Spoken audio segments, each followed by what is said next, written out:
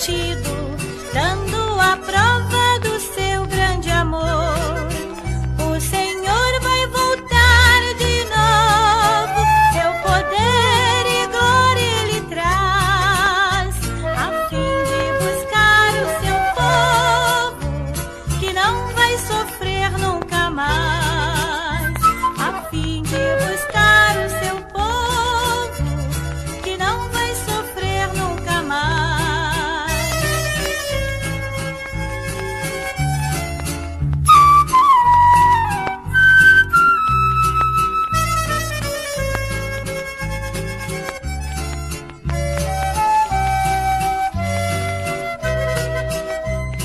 Vamos, irmãos, lutar confiantes, combateremos o poder do mal, não recuando um só instante, que nossa vitória será eternal.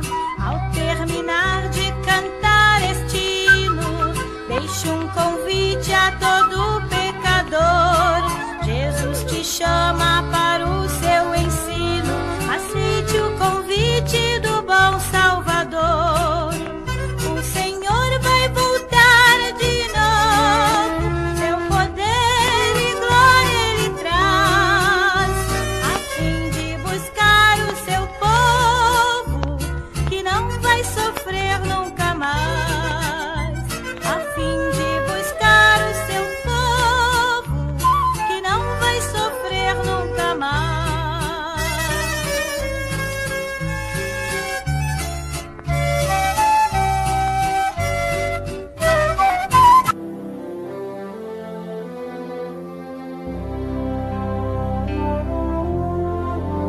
Em fervente oração, vem o teu coração na presença de Deus derramar, mas só podes fluir o que estás a pedir quando tudo deixares no altar. Quando tudo perante o Senhor estiver, e tanto teu ser Ele controlar,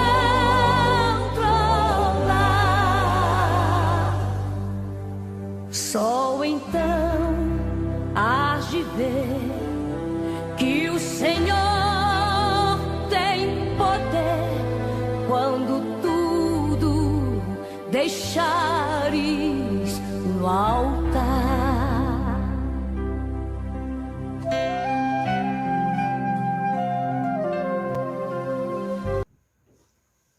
Boa noite, na paz do Senhor Jesus. Aqui estamos para o nosso culto das quintas-feiras. Nossa internet está um pouquinho travando, mas se você já está me assistindo, dê o sinal aí para eu saber que a imagem e o som está bom, para eu poder estar dando assim prosseguimento. Amém, queridos? Podem estar nos falando aí. Louvado seja o nome do Senhor. Amém? Qualquer pessoa que já estiver nos assistindo, dê aí o sinal, por favor. Amém? Já sim, já começou o sinal. A irmã Maria Prado já está aí. Louvado é o Senhor, graças a Deus, não é? Bendito é o nome do Senhor. E nós vamos estar agora orando, né? Quero cumprimentar todos com a paz do Senhor. Sejam bem-vindos. Orar para a nossa internet nos ajudar aí. Amém, irmãos? Júlio Domingos, de França. A paz do Senhor, querido. Tudo bem com você? Com essa nossa família maravilhosa, não só a tua pessoal, como com a Pimirim, aquela igreja maravilhosa que nós tivemos o prazer de estar junto com vocês. Amém? Louvado é o Senhor. Nós vamos estar orando. Maria Prado, bem-vinda também. Deus abençoe. Vamos orar para ganharmos tempo. Temos aqui bastante assunto nesta noite. Amém, Wesley. Deus abençoe, pastor Wesley, que está aí nos ajudando no comando. Amém? Pai Celeste, quero entregar nas tuas mãos, Paizinho, este caderno de oração, os nomes, os pedidos todos, ó Senhor, que nós passamos na tela agora. As tuas mãos estejam sobre os teus servos com todos esses pedidos. Quero te apresentá-los, Senhor, pedir a tua intervenção a cada pedido, a cada necessidade, Senhor, e que o Senhor abençoe esta programação agora, os teus filhos que já estão comigo, ó Senhor, nesta live, outros que ainda vão entrar, aqueles que assistirão amanhã como uma mensagem matutina, Pai. Quero pedir as tuas ricas bênçãos sobre todos, Pai. Quero orar também, Paizinho, por esse momento triste, crucial da Ucrânia e dos países que estão se mobilizando. Ó Deus, quem não sabe, ó Deus, para uma guerra, mas agora, Pai, nós sabemos que o Senhor está no controle de todas as coisas, Pai. Senhor, eu entrego nas tuas mãos as famílias enlutadas, não só da Ucrânia, como de todo o país, de todo o mundo, Pai.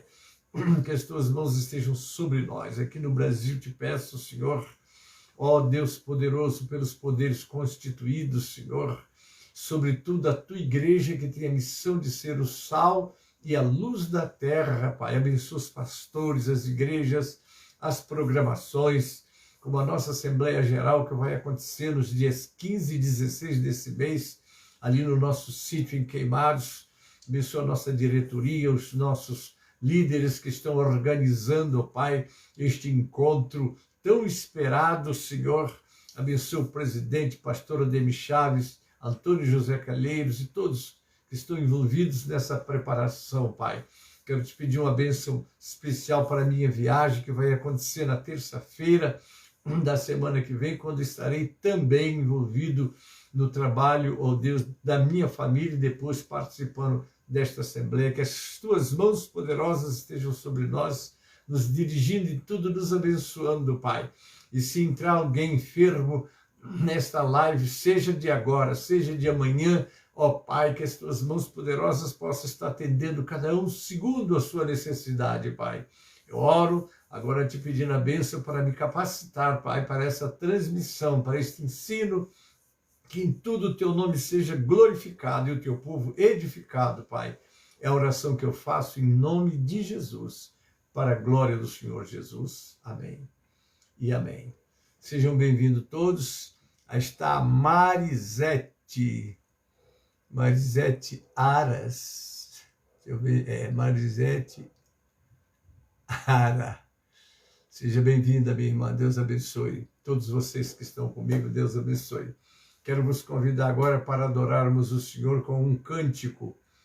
Amém? Eu quero vos convidar para cantarmos o 224 da nossa harpa.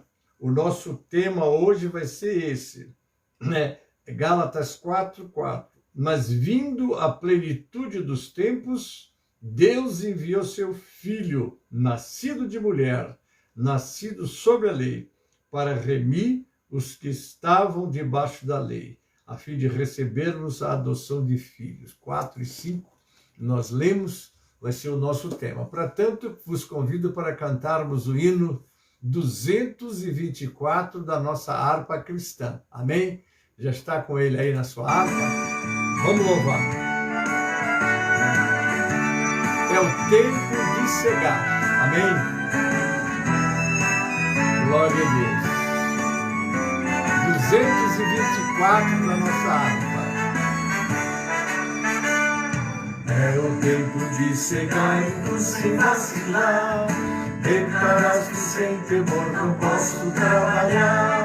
Vem enquanto Cristo Mestre está a te chamar.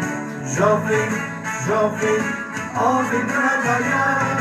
Vem e vê, os campos brancos já estão aguardando nossos filhos chegarão.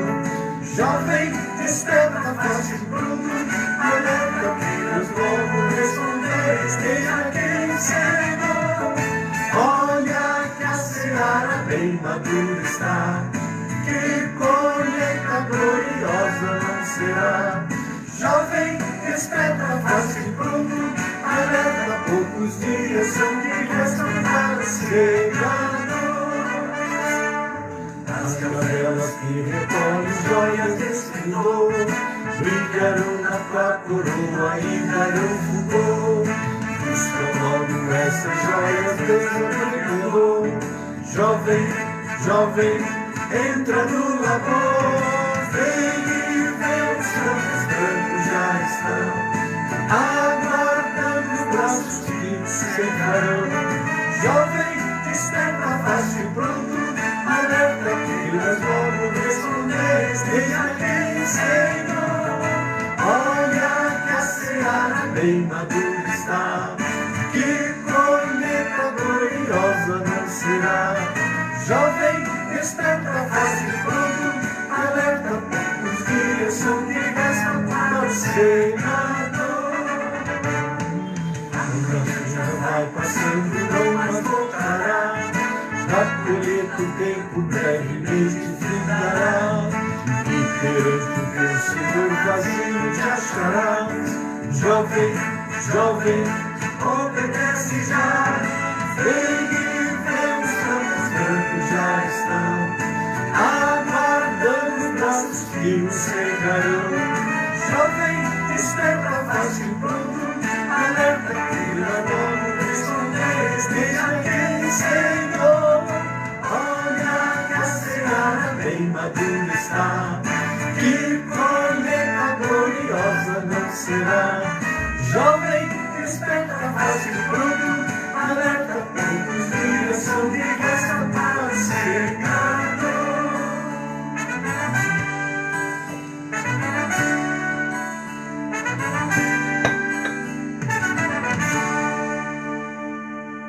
Aleluia! Tempo de ceifar, não é, amados? Nós temos que estar preparados, porque o dia da ceifa está chegando.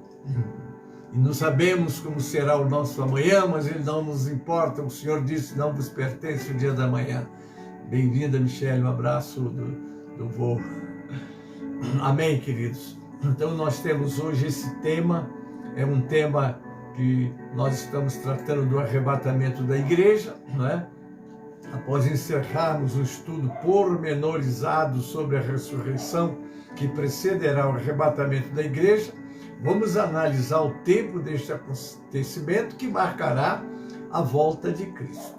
Quando se fala em plenitude do tempo, não é? O que significa, vamos aprender primeiro isso, que significa a plenitude dos tempos da Bíblia. Eu vou pedir ajuda aqui ao nosso professor Daniel Conejeiro, ele tem aqui alguma coisa para nos ajudar também, né? O que é a plenitude dos tempos? Significa basicamente o momento apropriado de acordo com o decreto de Deus para que a sua vontade seja cumprida. Isso quer dizer que a plenitude dos tempos é quando as estações precedentes estabelecidas por Deus se completam, ou seja, é o tempo certo. Então a plenitude dos tempos marca o cumprimento de um período. Pastor Elci Santana, paz do Senhor amado. Logo mais, não vamos esquecer que temos a nossa audiência com Deus e você. Um abraço, querido, Deus continue te abençoando. Há dois textos bíblicos do Novo Testamento que trazem a expressão plenitude dos tempos. Um é o que nós lemos, né? Está lá em Gálatas. Assim também nós, quando éramos, aqui é o texto todo de Gálatas que vai de 1 a 5, né? Está aqui. Assim também nós, quando éramos menores, estávamos escravizados aos princípios elementares do mundo. Mas quando chegou a plenitude do tempo, Deus enviou seu Filho, nascido de mulher, nascido debaixo da lei, a fim de redimir os que estavam sob a lei, para que recebessem a adoção de filhos. Está aqui em Gálatas 4, 3 a 5. Já o segundo está na carta carta aos Efésios. Nele temos a redenção, aqui é o texto, né? Nele temos a redenção por meio do seu sangue, o perdão dos pecados, de acordo com as riquezas da graça de Deus, a qual ele derramou sobre nós com toda a sabedoria e entendimento, e nos revelou o mistério da sua vontade, de acordo com o seu bom propósito, que ele estabeleceu em Cristo, isto é, de fazer convergir em Cristo todas as coisas celestiais e terrenas. Agora vem a palavra, na dispensação da plenitude dos tempos, tá? Acabei de ler Efésios 1, 7 a 10. No original, a expressão plenitude dos tempos não é idêntica nas duas passagens, mas ela é semelhante. Nas duas passagens, a palavra plenitude traduz o grego pleroma, que significa aquilo que é preenchido. No sentido de tempo, essa palavra denota consumação, cumprimento, realização, né? Então, a diferença entre as duas passagens está no termo traduzido pela palavra tempo. No texto de Gálatas, a palavra tempo traduz o grego cronos, que é usado geralmente para indicar o sentido quantitativo de quantidade, e sequencial do tempo, isto é, o tempo cronológico. Já no texto de Efésios, a palavra tempo traduz o termo kairos, que geralmente é aplicado para indicar o sentido qualitativo. Um quantitativo, quantidade, e o outro qualitativo, que é qualidade, né? Do tempo, enfatizando o momento. Mas, apesar dessas diferenças nas palavras gregas, o significado de ambas as expressões, à luz dos seus contextos, são semelhantes. O que acontece na plenitude dos tempos? Vamos analisar aqui acontecimento. Tanto na carta aos Gálatas quanto na carta aos Efésios, o apóstolo Paulo fala da plenitude dos tempos em conexão com o plano de redenção. No texto de Gálatas, a plenitude de tempo significa o momento exato predestinado pelo Pai em seu plano eterno, no qual Cristo entrou no cenário da história humana. Havia um plano, havia um tempo. Isso foi prometido lá no Jardim do Éden, quando o Senhor prometeu que da semente da mulher nasceria um que esmagaria a cabeça da serpente. Esse esmagar quer dizer tirar a autoridade da serpente, porque o diabo, muito sagazmente, quando o homem perdeu a autoridade, ele pegou, não é? Por isso que ele é chamado de o príncipe deste mundo. Ele diz que foi entregue a ele, mas é mentira, ninguém entregou nada a ele. Como Deus tinha entregue ao homem, Adão e Eva, o governo do mundo, eles o perderam pelo pecado. Satanás entrou aí. Por isso é que o mundo jaz no maligno. Mas Jesus Cristo, na cruz do Calvário, ao consumar a obra, tomou das mãos dele. Quem tem todo o poder no céu e na terra agora é Jesus. Deixa eu continuar aqui. O Verbo encarnou quando todos os eventos preparatórios foram cumpridos, significando que o longo período de tempo, que é cronos, havia chegado ao seu final. Isso quer dizer que, embora o plano de Deus tenha sido estabelecido na eternidade, esse plano se concretiza no tempo, quando tudo o que foi estabelecido se completa. Deus planejou tudo. Nada está acontecendo por acaso. Não pense que Deus vai te livrar porque aconteceu um incidente que foi assim. Deus não sabia. Deus sabe tudo. Ele já viu o último suspiro do Gênesis quando vai para a eternidade, como de todos nós. Porque ele está no presente, está no futuro, tudo está diante dele, amém? Glorificado seja o nome do Senhor. Daí é possível entender também a correlação dos textos de Gálatas e Efésios, pois aos crentes efésios, Paulo fala da plenitude dos tempos como sendo o momento no tempo em que se concretiza o plano eterno do Pai, segundo o seu beneplácito de fazer convergir em Cristo todas as coisas, tanto as do céu como a da terra. Por isso é que todo poder, disse Jesus, foi me dado no céu e na terra, porque ele veio fazer e colocar todas as coisas nos seus devidos lugares, certo? A plenitude dos tempos nos aspectos presente e futuro. Vamos lá. Embora evidentemente no texto de Efésios haja uma ênfase escatológica, quando a história da redenção alcançar seu cumprimento pleno, a expressão plenitude dos tempos não se limita simplesmente a esse aspecto futuro.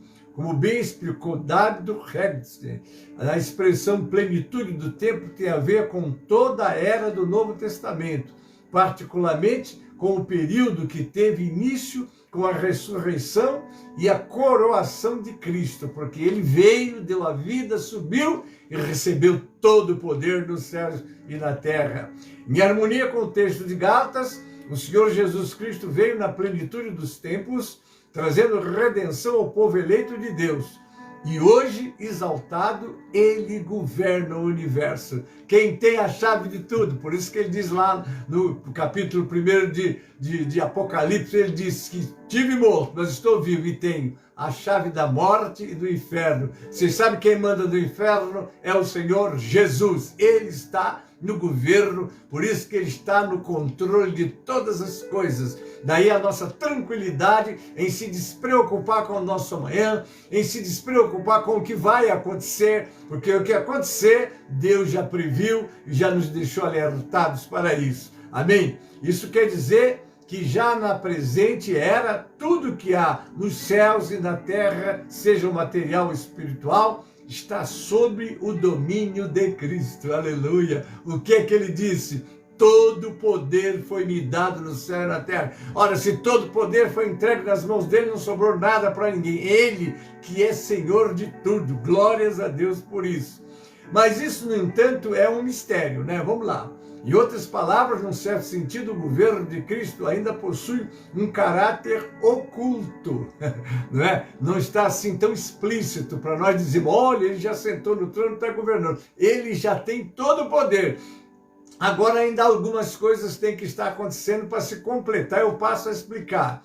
Em outras palavras, num certo sentido, o governo de Cristo ainda possui um caráter oculto, de modo que só sabemos a seu respeito porque nos foi revelado na Escritura, bem como só podemos contemplar o Cristo coroado no trono do universo pela fé. É pela fé que nós enxergamos todas essas grandezas, mas cremos e não temos dúvida disso. Imagine, se não fosse o Senhor, estamos segurando com as suas mãos poderosas, o adversário calaria esse velho, calaria o Elci, que está aí com esse trabalho extraordinário, né?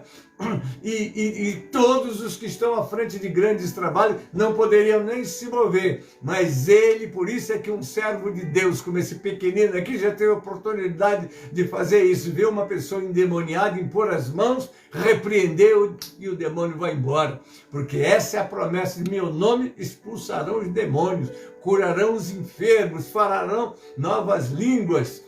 É? Então nós temos essa promessa e ela se cumpre nas nossas vidas. Amém? Mas a história da redenção caminha para o seu desfecho final, quando Cristo regressará gloriosamente e pronunciará o seu juízo, como está lá em 1 Coríntios 15, 24 e 25. Então, quando a medida de tempo estiver completa em seu aspecto final, ou seja, na plenitude dos tempos, em seu sentido mais específico, o governo de Cristo sobre todas as coisas será manifestado de forma visível, cumprindo assim de forma plena e final todo o plano eterno divino. Às vezes nós ficamos preocupados, como vai ser, olha essas guerras, estamos às vésperas, né? A qualquer momento explode a terceira guerra, você está preocupado com isso? Fique preocupado numa coisa, Senhor, eis-me aqui, preciso fazer o teu trabalho, como está lá em João 9,12, convém que eu faça a obra daquele que me enviou, enquanto é dia, a noite vem, quando ninguém vai trabalhar, mas estamos podendo, vamos fazer, amém? Como fez os crentes primitivos que nos antecederam, amém, queridos? Vou fazer uma pequena reflexão retrospectiva, quer dizer, vamos destacar 9 passagens sobre o primeiro advento de Cristo. Eu quero, dentro dessa plenitude do tempo, voltar um pouquinho, vamos lá para o Jardim do Éden, lá em Gênesis 3,15, diz, porém, aqui é quando vai ser feita a primeira promessa da vinda do Senhor, que já veio, não é? Mas aqui está a promessa lá, 3,15, porém, inimizade entre ti e a mulher, entre a tua semente e a sua semente, esta te ferirá a cabeça e tu lhe ferirás o calcanhar. Aqui era a primeira vinda do Senhor, não é? Estamos lá no Éden. Agora vamos ver, a promessa continua, né? Lá em Gênesis 22, 17 e 18 é a segunda, promessa da primeira vinda. Vamos lá. Que deveras te abençoarei grandissimamente multiplicarei a tua descendência como as estrelas dos céus e como a areia que está na praia do mar, e a tua descendência possuirá a porta dos seus inimigos, e em tua descendência serão benditas todas as nações da terra, porquanto obedeceste a minha voz. Então aqui é o Senhor falando a Abraão, chamou Abraão, provou Abraão, e Abraão foi aprovado. Quando você faz uma prova, existe provado, ou é aprovado, se tiver um A, é aprovado, mas se tiver um R, é reprovado, não é? Abraão foi aprovado, não é? Depois nós vamos encontrar lá em Gênesis 49, versículo 10, o cetro não se arredará de Judá, nem o legislador dentre os seus pés, até que venha Siló, e a ele se congregarão os povos. Aqui já é Jacó, na hora da sua despedida, falando o que ia acontecer com os descendentes de Abraão, até Jesus vir, não é isso? E aí já está profetizando o que virá acontecer depois. Vamos para a quarta, a terceira já falei, a quarta, lá em Isaías 11, 1 a 5. Porque brotará um rebento do tronco de Jessé, das suas raízes o renovo frutificará, e repousará sobre ele o Espírito do Senhor, o Espírito de sabedoria e de entendimento, o Espírito de conselho e de fortaleza, o Espírito de conhecimento e de temor do Senhor. Deleitar-se-á no temor do Senhor e não julgará segundo a vista dos seus olhos, nem repreenderá segundo o ouvido dos seus ouvidos, mas julgará com justiça os pobres, e repreenderá com equidade os mansos da terra, e ferirá a terra com a vara da sua boca, e com o sopro dos seus lábios matará o ímpio. E a justiça será o cinto dos seus lombos, e a fidelidade o cinto dos seus rins. Aqui é a vinda do Cristo que veio e realizou esta obra gloriosa. Vamos para a quinta, está lá em Isaías 7,14. Portanto, mesmo o Senhor vos dará um sinal. Eis que a Virgem conceberá e dará à luz um filho, e chamará o seu nome Emanuel, a vinda do Senhor. Agora vamos para o sexto, está Isaías 9, 1 a 7. Mas a terra que foi angustiada não será entenebrecida. Envelheceu nos primeiros tempos a terra de Zebulon e a terra de Naphtali.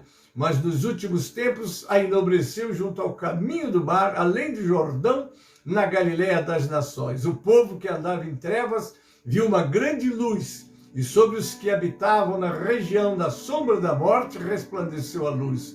Tu multiplicaste a nação a alegria, e lhe aumentaste todos se alegrarão perante ti, como se alegram na ceifa, e como exultam quando se repartem os despojos. Porque tu quebraste o jugo da sua carga, e o bordão do seu ombro, e a vara do seu opressor, como no dia dos midianitas. Porque todo o calçado que levava o guerreiro no tumulto da batalha, e todo o manto revolvido em sangue serão queimados, servido de combustível ao fogo. Porque um menino nos nasceu, um filho se nos deu, e o principado está sobre os seus ombros, e se chamará o seu nome, Maravilhoso, Conselheiro, Deus Forte, Pai da Eternidade, Príncipe da Paz. E do aumento deste principado de paz não haverá fim, sobre o trono de Davi, no seu reino, para o firmar e fortificar com juízo, com justiça, desde agora para sempre. O zelo do Senhor dos Exércitos fará isto. Temos o sétimo ainda, né? Ele está falando do Senhor Jesus, né? O sétimo, está lá em Daniel 9:25. Sabe, entende, desde a saída da ordem para restaurar e para edificar Jerusalém, até o Messias, o príncipe, haverá 7 semanas e 62 semanas. Aqui foi dando, né, o prazo, o tempo, né, que nós estamos falando de plenitude do tempo. Aqui era o tempo exatamente de todos esses acontecimentos, né? Haverá 7 semanas e 62 semanas. 7 semanas com 62 semanas vão dar exatamente 69 semanas. As ruas e os muros se reedificarão, mas em tempos angustiosos. Aqui está exatamente falando do tempo, o tempo de Cristo. Ele estava, ele veio, foi tirado, falta uma semana, né? Vai ser a última semana, né? Porque são 70 semanas, né? 69 passaram, foi interrompido esse período porque o Senhor parou de tratar com Israel, porque veio a igreja, ele está tratando com a igreja vai ser retirada, ele volta a tratar com a nação de Israel, aí tudo vai se completar. Amém? Vamos lá. Em Miqueias, que é o oitavo, Miqueias 2, vai ser aonde que Jesus ia nascer, em tu Belém, Efrata, posto que pequeno entre os milhares de Judá, de ti me sairá o que governará em Israel, cujas saídas são desde os tempos antigos, desde os dias da eternidade. Então aqui está o oitavo, né, que é exatamente da onde Jesus viria, foi chamado, ele estava lá e vem exatamente para governar e passar o seu tempo. Eu fecho com o nono, que é o Gálatas 4, mas vindo a plenitude dos tempos, Deus enviou seu Filho, nascido de mulher, nascido sob a lei. Ainda falando sobre tempo, amados, não obstante todas essas informações sobre a primeira vinda de Cristo, os teólogos da época de Jesus, com raras exceções, não viram nele o cumprimento dessas profecias. Que pena, não é? Jesus estava aí, Maurício, Natanael, Satira, Pai do Senhor, bem-vindo, querido, Deus abençoe. Não é? Não viram, não enxergaram, não entenderam. Nós estamos falando em plenitude do tempo, é o nosso tema de hoje, irmão. Como precisamos estar atentos aos tempos, aos acontecimentos, precisamos de estar vigilantes, não nos precipitando, nem embarcando em canoas furadas de interpretações de qualquer maneira. A única base para se interpretar, seja a tempo, seja o que for, está aqui. É a palavra do Senhor, não é? Porque ela jamais falhará, não é? Então está aqui. Não obstante todas essas informações, eles não entenderam. Lá em João 1, do versículo 1 ao 14, vai falar que no princípio era o Verbo estava com Deus, o Verbo era Deus, ele estava no princípio com Deus, todas as coisas foram feitas por ele, e sem ele nada do que foi feito se fez. Está aí o nosso pastor Marinho Pinto, bem-vindo, querida paz do Senhor. Tudo foi feito por ele. Quem criou o sol foi ele, a lua, tudo, quando diz tudo, nada do que aconteceu foi feito sem a intervenção do Senhor. Todas as coisas foram feitas por ele, sem ele, nada do que foi feito se fez. Nele estava a vida era a luz dos homens, e a luz resplandece das trevas, e as trevas não a compreenderam. Houve um homem enviado de Deus, cujo nome era João. Este veio para testemunho, para que testificasse da luz, para que todos crescem por ele. Não era ele a luz, mas para que testificasse da luz. Ali estava a luz verdadeira que ilumina a todo o homem que vem ao mundo. Estava no mundo. O mundo foi feito por ele e o mundo não o conheceu. Agora vem o mais importante. Veio para o que era seu e os seus não o receberam. Mas a todos quantos o receberam, deu-lhes o poder de serem feitos filhos de Deus, aos que creem no seu nome, os quais não nasceram do sangue, nem da vontade da carne, nem da vontade do homem, mas de Deus. E o Verbo se fez carne e habitou entre nós, e vimos a sua glória como a glória do unigênito do Pai, cheio de graça e de verdade. Tá aí, ele esteve aqui, o Criador, o Senhor, aleluia, que privilégio para aqueles que estavam com ele, caminhando com ele e que creram nele, porque se não creram não adiantou de nada, como muitos que zombaram dele, perseguiram ele, crucificaram, ele, estão tudo no inferno. Agora imagine, não é, irmãos? Mas agora nós cremos. E aí ele disse, vocês estão crendo porque estão vendo? Bem-aventurado aquele que não viu e creu. Então nós temos uma bem-aventurança sobre eles, porque não vimos, mas cremos e pela fé o enxergamos. Deixa eu continuar. Haja vista a nação de Israel, que até hoje aguarda o Messias prometido, como está lá em Romanos 11, 25 a 36, quando diz, porque não quero, irmãos, que ignoreis este segredo, para que não presumais de vós mesmos, que o endurecimento vem em parte sobre Israel, até que a plenitude do gentio haja entrado, e assim todo Israel será salvo. Adneia Vitorina, paz do Senhor, querida, bem-vinda, Deus abençoe. Assim todo Israel será salvo. Queridos, a salvação da nação, como nação, que eles particularmente, eles estão sendo salvos, um aqui, outro ali, mas como nação, eles estão fechados. Mas assim, não é? Vai acontecer que todos eles crerão no momento da grande tribulação, eles vão crer. Então aí eles vão trabalhar para Jesus e vão deixar a igreja assim espantada de ver como eles vão ganhar almas para Jesus nesse período deles. E assim todos os réus serão salvos, como está escrito, de Sião virá o libertador e desviará de Jacó as impiedade. Agora continuei. E esta será a minha aliança com eles, quando Deus tirar os seus pecados. Assim que quanto ao evangelho são inimigos por causa de vós, mas quanto à eleição, amados por causa dos pais. Há uma eleição, irmão, porque os dons e a vocação de Deus são sem arrependimento. Oh, Deus maravilhoso, já pensaram? Para assim como vós também antigamente fostes desobedientes a Deus, mas agora alcançastes misericórdia pela desobediência deles, assim também estes agora foram desobedientes, para também alcançar misericórdia pela misericórdia a vós demonstrada.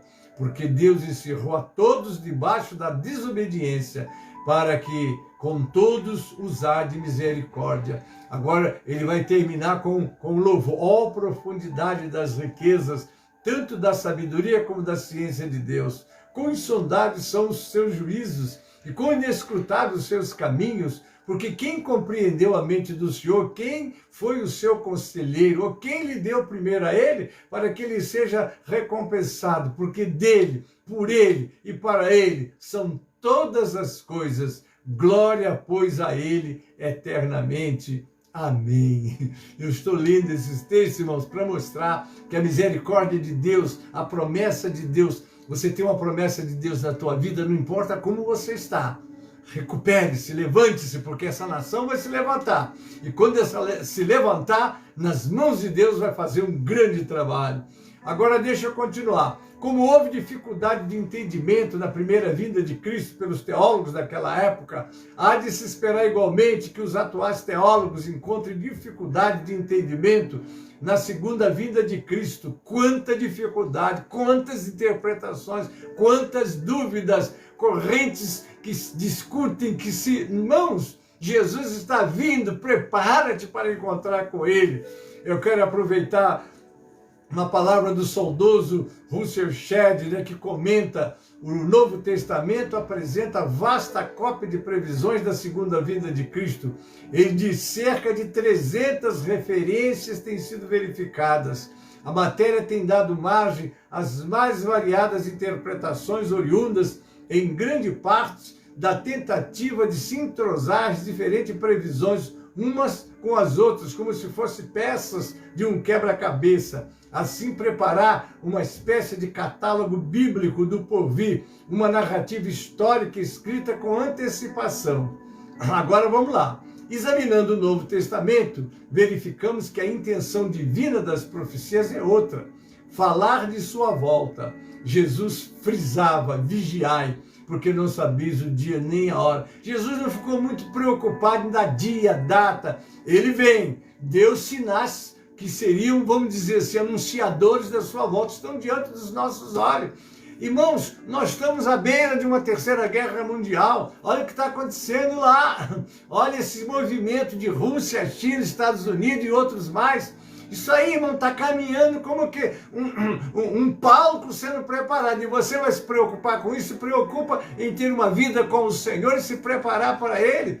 Porque o que é que Jesus diz? Vigiai, porque não sabeis o dia nem a hora. Com certeza seu intuito era de incutir em seus discípulos a vigilância para que fossem semelhantes a homem que espera a volta do seu Senhor. Está lá em Lucas 12:36. É assim que Jesus diz, sede vós semelhante aos homens que esperam o seu Senhor quando vier de voltar das bodas, para que quando vier e bater, logo possam abrir-lhe. Nesse caso, para que tantos pormenores das previsões.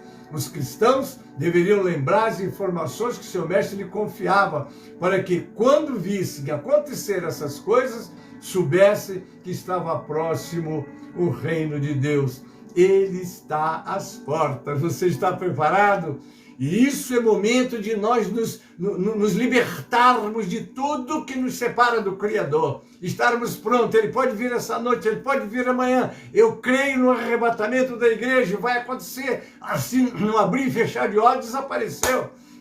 Viu, querido? As profecias não constituem história escrita com antecedência, como que para satisfazer as curiosidades, e se motivo de estímulo à vigilância e confirmação da fé por ocasião do seu cumprimento. A volta do Senhor deve ser a expectativa dos remidos.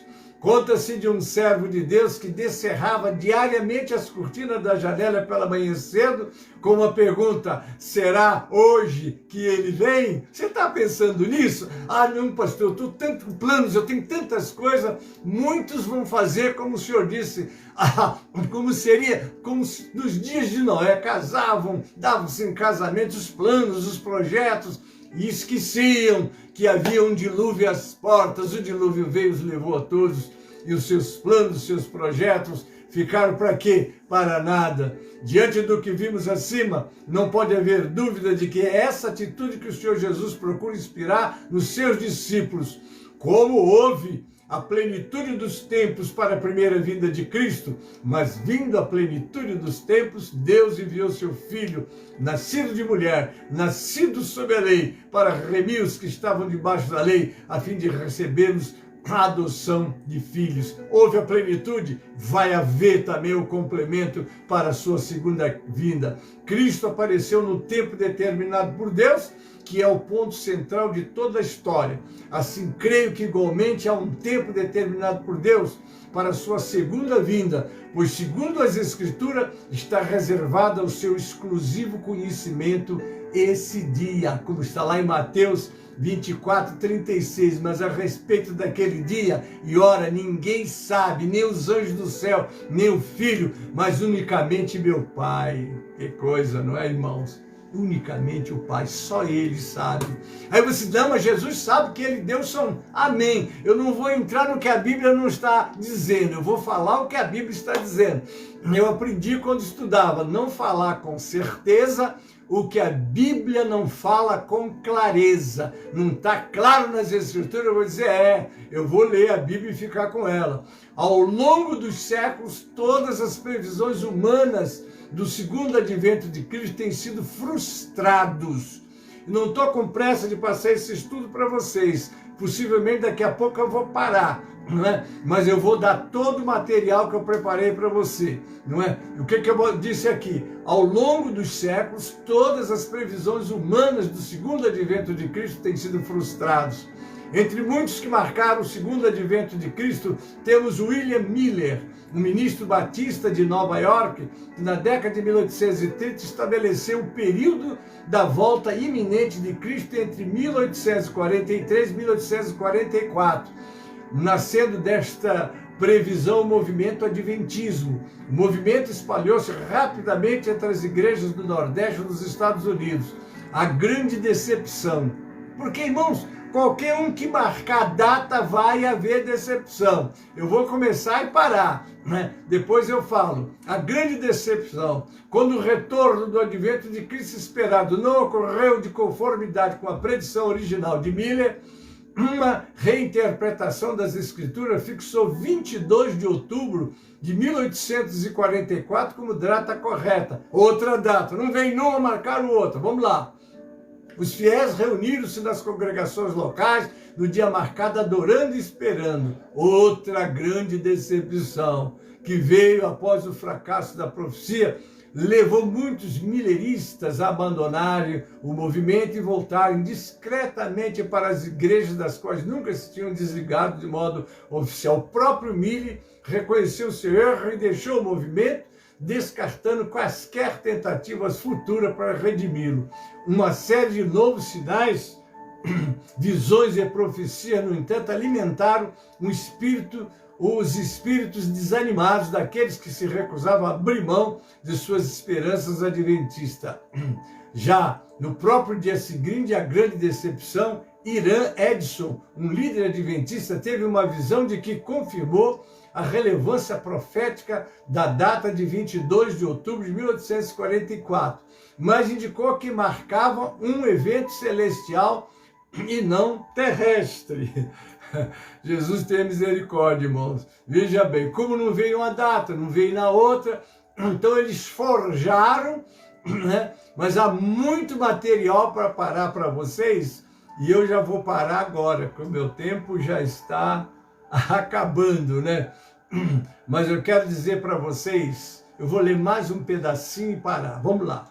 Naquele dia, Cristo tinha entrado no Santo dos Santos para começar uma nova fase do seu ministério e redenção. Agora, os irmãos, vejam quando uma cabeça esquenta para buscar justificar os seus pensamentos. Isso é perigoso, queridos.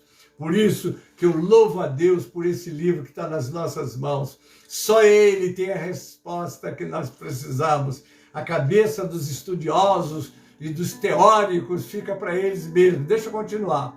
Tal ministério acabou sendo definido na doutrina adventista no julgamento investigador.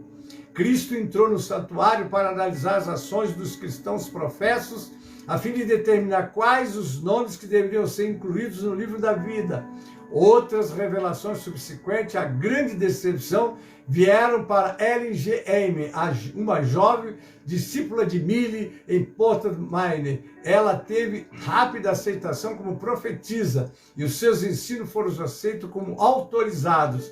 Aqui nós estamos vendo a senhora White, que faz muito parte. Eu vou parar aqui, porque se eu começar agora eu vou deixar vocês incompletos. Então, eu quero convidar vocês, veja bem, não para a próxima quinta-feira. Para a próxima quinta-feira eu estou viajando, mas eu pretendo, né, na próxima quinta-feira, que eu quero dizer a vocês que eu estou trabalhando no reino como missionário aqui em São Paulo há 35 anos, e eu tenho pessoas da minha família que eu não vejo há 35 anos. Para vocês terem uma pequena ideia, nesse vai e vem, e eu marquei com eles que quinta-feira, né, na casa de uma das minhas sobrinhas, vai ser a Alba Valéria, já está tudo combinado, a minha família vai reunir na casa dela e eu vou fazer um culto de ação de graças. Mas eu vou fazer o seguinte, eu vou passar para vocês assistirem, porque não obstante eu estar longe da minha família, eu continuei orando por eles, de vez em quando visitava aqui, visitava ali, e com isso Deus foi me respondendo, eu fui ganhando a minha família.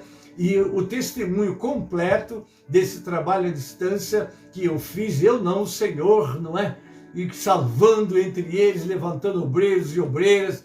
E vocês vão conhecer isso na próxima quinta-feira. Agora, na outra quinta-feira, quer dizer, vamos botar, não próxima, mas na outra, eu continuo esse estudo, não vou perder nada do que eu estou passando para vocês. Mas eu preciso contar um pouquinho também da vida desse pastor, da família. Eu vou estar com a família da Márcia, eu vou estar com a minha família quinta-feira e sexta-feira eu estou na Assembleia Geral, se Deus quiser, com os nossos pastores lá, que é 15 e 16, que é sexta e sábado. Mas eu vou orar agora, né? Mas os trabalhos vão continuar, não é? Eu estou dando só a palavra de quinta-feira, mas domingo eu estou aqui na escola, o culto à noite eu vou passar, aí eu vou continuar, só quinta-feira que eu estou deixando essa informação para vocês, que eu estou anunciando o trabalho da próxima quinta-feira. Amém, queridos? Eu vou orar agora para encerrar. Quero agradecer a presença de vocês todos que estão comigo. Deus os abençoe, nos dê uma semana muito maravilhosa.